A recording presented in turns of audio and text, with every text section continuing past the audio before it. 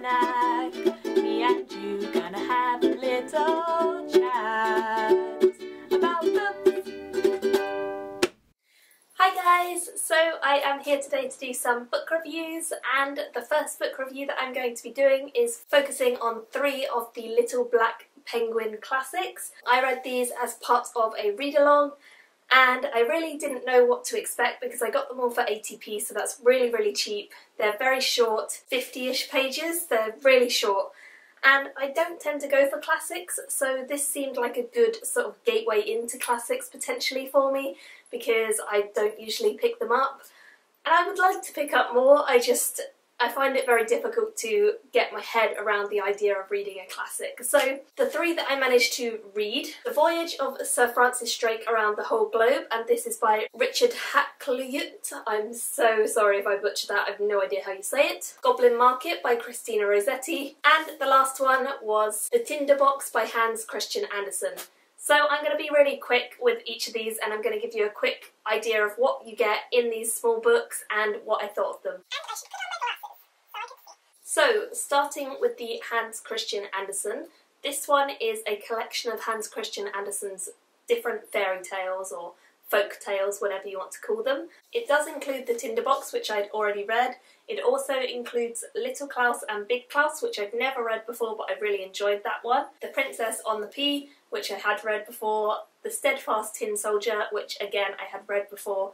And then The Nightingale and The Red Shoes, neither of which I had read before. So they're all really short. If it's only 50 pages, they're about 10 pages each roughly, and it's really fun. I don't remember these fairy tales being quite as gruesome when I was younger. I don't know if that I completely dismissed it because I was young when I read them initially. I had them in a sort of fairy tale book. There were a few of them in there, and my mum used to read them to me, or my dad, when I was really young.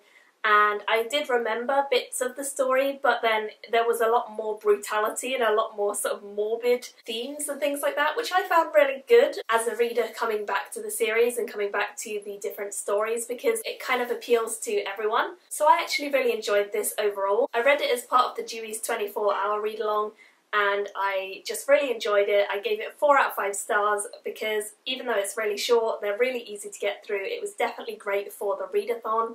It definitely helped to motivate me, and I felt like it was easy to get through them, and I didn't have any hassle or any sort of boredom whilst I was reading them. They were all entertaining in their own way.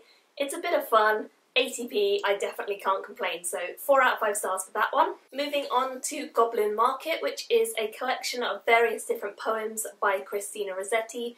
Goblin Market is a poem that I had already studied in school, which is why I ended up picking this one up to begin with, and I actually really enjoyed that poem. There was one other poem in there, which was Queen of Hearts, that I really enjoyed as well.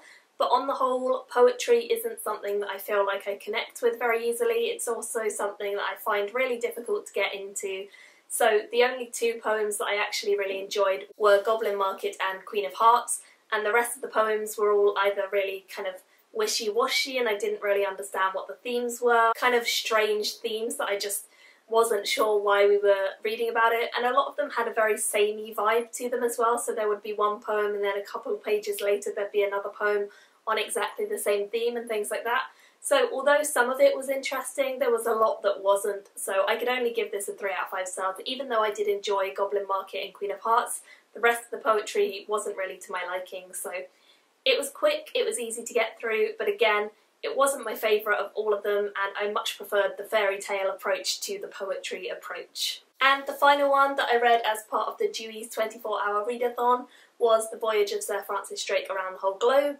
This one is a kind of historical diary entry. It's been collected together by Richard Hakluyt. I don't know how you say it. I think. I'm not sure if he actually wrote the diary entries. I'm a little bit confused about that.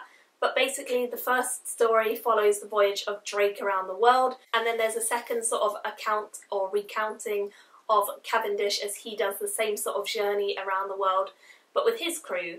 And one thing that this definitely did open up to me was the way that it was so exotic. Everything travelling was so foreign and new and exciting. But my goodness, I can understand why people hate the UK and hate England generally, because the people described in this are so bloodthirsty. They're like pirates. They're basically pirates. They are really really nasty to the tribes that they come across, and they're really greedy and mean and horrible. And this isn't fiction, this is like a recounting of the actual journey, so yeah, not nice to really dwell on, but it was really eye-opening and really interesting to read. So overall I gave this one a 3.5 out of 5 stars, and it's definitely an interesting introduction into exploration in the early Elizabethan times. This was my first exposure to the Little Black Penguin classics. I'm not sure if I'm going to be picking up any more of them, just because none of them were like 5-star standout reads to me, but I would love to hear your thoughts if you've read any of the 3 I've mentioned, or if you've read any of the others in the series, so do let me know your thoughts in the comment section below. Thank you all for watching, and I will see you all very soon in another video. Bye! Me and you gonna have a little chat about the